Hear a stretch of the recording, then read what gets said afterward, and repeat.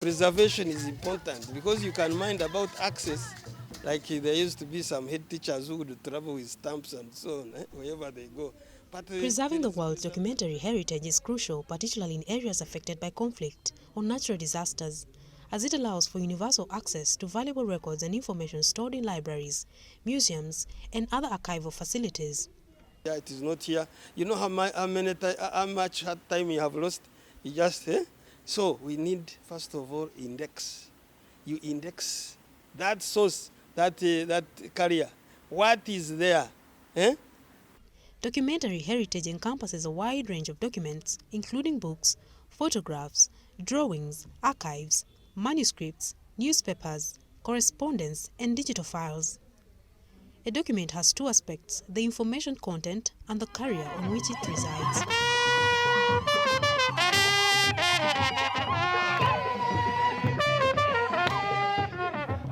All audiovisual documents, except analog photographs, and all digital documents, the carrier, although necessary to physically contain the information, is sometimes of lesser or even no importance in the context of memory of the world. You have got a responsibility, you as a parent, you as a LC1 chairman, you as a Gombora chief, you as a CAO, you as a minister, you as a president, and you as an international delegate in a mission. So that document that you handle, there is somebody who will use that document. So we must do something. These documents hold significant cultural, aesthetic, and technical value, and their loss or deterioration would be detrimental to communities, countries, and humanity as a whole. We're saying that important document in your jurisdiction, whether at family or at the community or at national, we need to preserve it so that any time this document is needed, is accessed. So how can it be accessed? So there must be a preservation program. And that preservation program is what the Memory of the World addresses. Preservation and ensuring future access to documentary heritage face various challenges. Physical degradation over time is a common vulnerability, resulting from factors such as poor storage conditions, light exposure, temperature and humidity fluctuations, and natural disasters. So, as the African Working Group, we are given a responsibility to develop a guide, which is supposed to guide the African countries in the preservation of documentary heritage, including how we can manage and guide the identification and management of that register. So, advancements in technology pose risks to the long-term accessibility of digital documentary heritage, including obsolete file formats, software, and hardware. Issues of preservation, issues of access, issues of awareness, issues of collaboration and cooperation, issues of funding that need to be taken or addressed as we are developing the guide.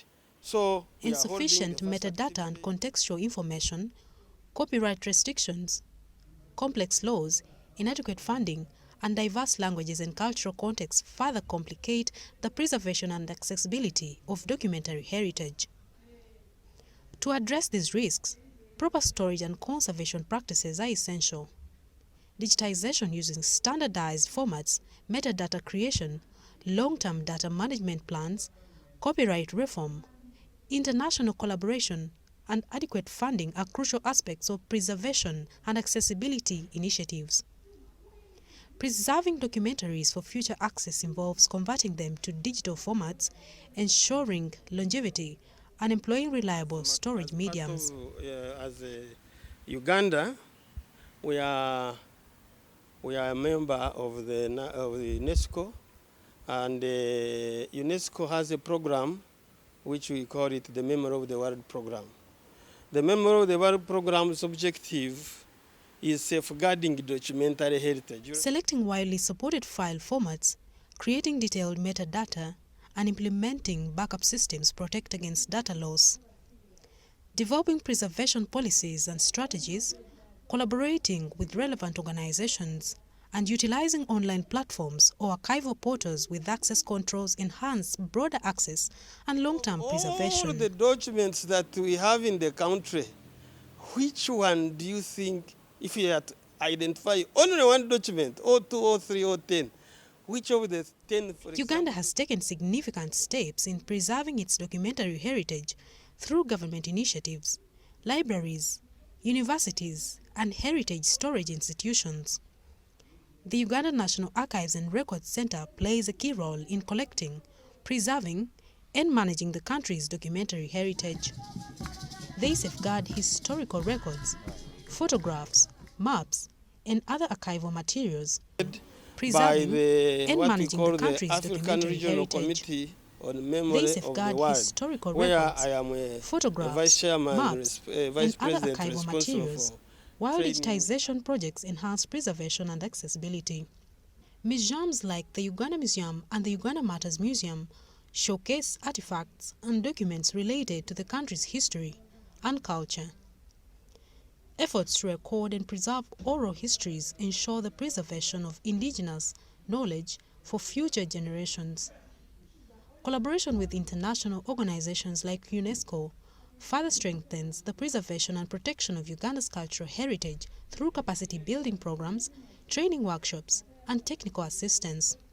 At least be at the level of, even if we are at the level of the regional, in terms of the preservation of documentary heritage, support for the storage, support for the management of those heritages, and support for digitization of various centers, so that we be able to have our record preserved. Uganda's efforts exemplify a commitment to preserving its rich documentary heritage and ensuring access for future generations through various institutions. By implementing these strategies, the global community can protect and promote universal access to the world's valuable documentary heritage. Preserving documentary heritage requires comprehensive measures encompassing digitization, storage, and conservation practices, metadata creation, backup systems, copyright compliance, international collaboration, and adequate funding.